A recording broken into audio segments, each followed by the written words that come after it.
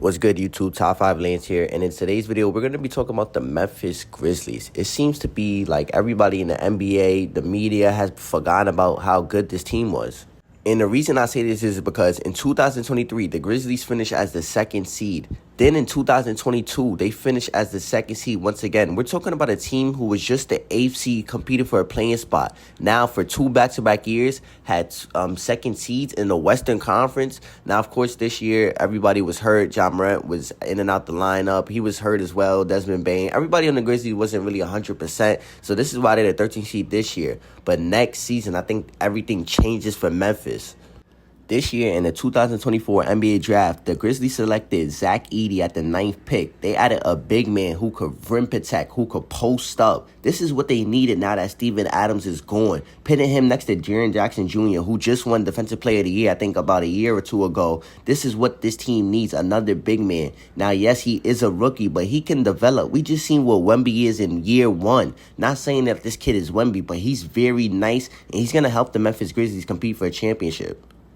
Now, yes, I said an NBA championship. I don't think they're just drafting Zach Edey to just go and rebuild and look for other pieces. Like, no, this team is ready. We're talking about a Jamal who was just putting up numbers in the playoffs in 2022. Now, 2023, he was a little hurt, his wrist. But still, we're talking about Jamal who was just putting up elite numbers in the playoffs.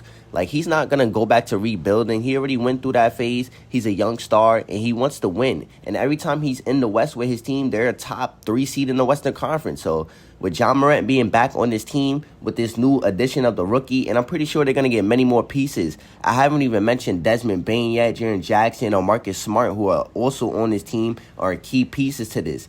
In 2023, Jamal was seen outside the strip club, and he was holding a gun, basically. So the NBA suspended him for 8 games, and he went to counseling and everything. But then after the playoffs that summer, he did it again and got suspended for 25 more games. So that means the Grizzlies have to start the season off without their best player. So it was just like the season for the Grizzlies were already going downhill. Imagine your best player not being there for 25 games at the start of the season. We're talking about a team who's already going to be an 11, 12 seed, even 13 seed by the time Jamal gets back.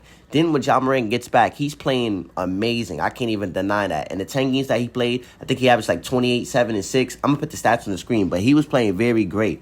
But then he gets hurt. So now the Grizzlies are tanking, and that's how they end up with the Zach Edey pick. So listen, I don't mind them having a pick because I do think they need another big now that Steven Adams is gone. And Jaren Jackson Jr., he's not protecting the rim alone, honestly, in my opinion. So Zach Edey being there next to Jaren Jackson Jr., it changes everything for this team. It's 2 big men who could rim protect, catch lobs, and it's just do everything. Zach Edey is also a good post-up player. You have to put him in his spots for him to work. And Jamal being a good passer playmaker that he is, I really think he could help this rookie become who he really is meant to be, unlock his full potential. So definitely Zach Edey on this team is a perfect fit. And the Grizzlies, I think they can go and compete this year, go to the playoffs, be the second seed in the West again. It's all possible. They did it the past 2 years, so why not this year?